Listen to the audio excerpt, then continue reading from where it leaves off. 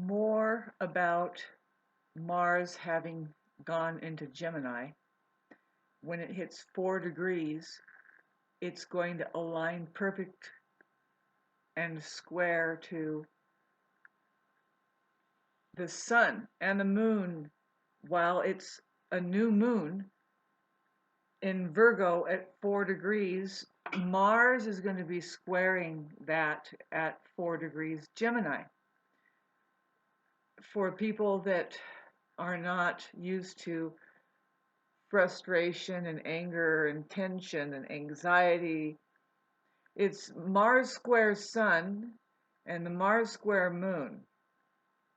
I know a lot about the Mars square Sun because I know about Sun Mars aspects. I have a Sun Mars aspect in my chart. I'm Mars ruled. It's a conjunction that I'm dealing with, so it's kind of an infusion with Mars and the Sun. It could be kind of a burnout, have to watch my physical input and output of energies and make sure it's physical. Um, anyway, talking about in the sky on August Sunday, the 27th, there's the new moon. Mars is going to be squaring the sun. It's kind of very anxious, hyperactive, but it's accident prone, I would say. It's leaning towards the more unconscious, negative qualities of the interactions of Sun and Mars, which could be argumentative and full of anxious energy and agitation and warlike stuff. I think Mars square Moon could be the same kind of thing, but on an emotional level. We're going to have this in the air emotionally because it's a new moon. Anyway, this aspect coming up, just wanted to talk about it. I tried to talk about it before, but I said the wrong thing. It's not Mars square Pluto. It's Sun square Mars, which is a different energy, very much so. It could be productive if there's enough discipline to have been able to grab that energy and um, make it work for the person, the individual. But in the sky as a collective, not everybody is going to be able to handle the fire that it really is and how unproductive anger can get, right? And so be careful of that. It could be just a time of when it feels like a boiling point is happening, and be careful of that. And so anyway, that's kind of a kicking off our new month or month of the new moon. The month, kind of a cycle, which is interesting. If you have any mutable planets, Pisces, Sagittarius, and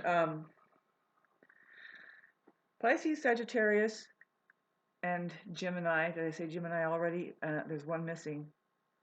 Pisces, Sagittarius, Gemini. Virgo.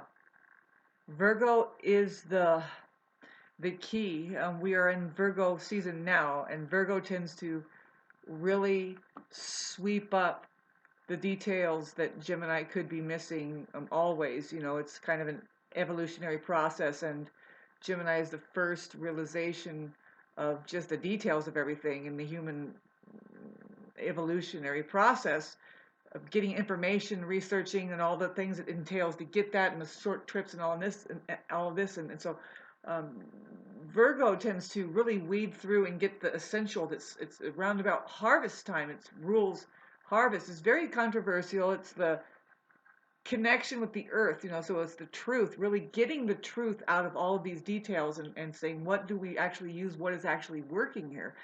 And that is the feminine nature really is calling once again. It's the earth thing. That's what Virgo is representing, is the very, very feminine nature.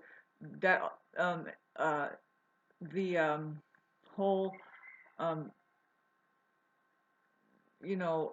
information field, gathering that and saying, like I said, what is useful, what is actually working here. people are mainly hiding from like half of the information, and if you hide from half of it, you're going to miss all of it because and so that's like the man and women thing. I mean, women are not being looked at, so what use is man at all?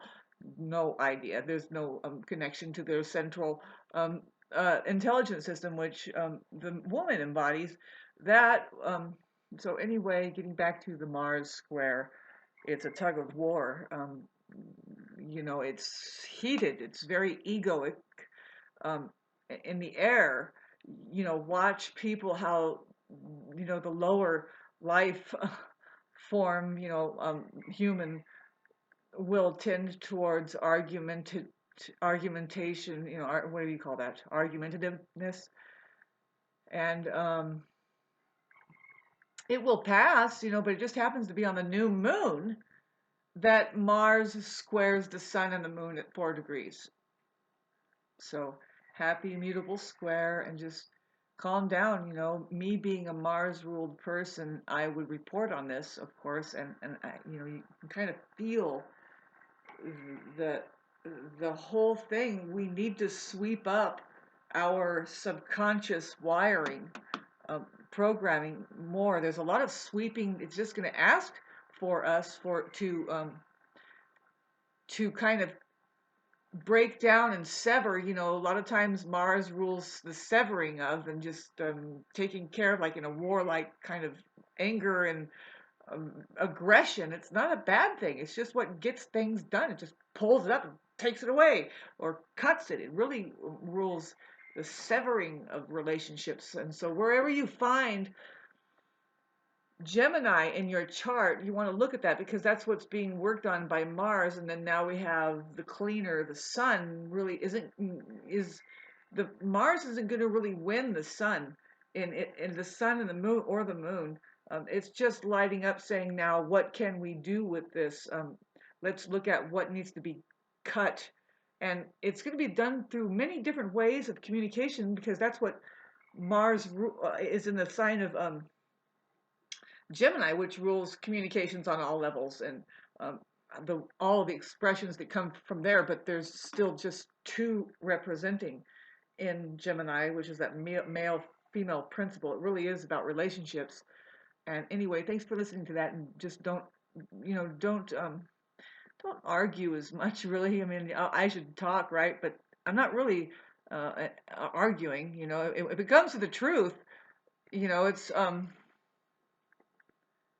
if there's somebody, loyal enough to stand on the ground and say this is the truth, then you bet that they seem probably warlike or disgruntled or something of a power to reckon with, or not, just somebody that is celebrating. And it's like, you know, like going back to the kindergarten because the truth is just a school and you want to get out of a trap, you got to go through it. T for trap. I mean truth.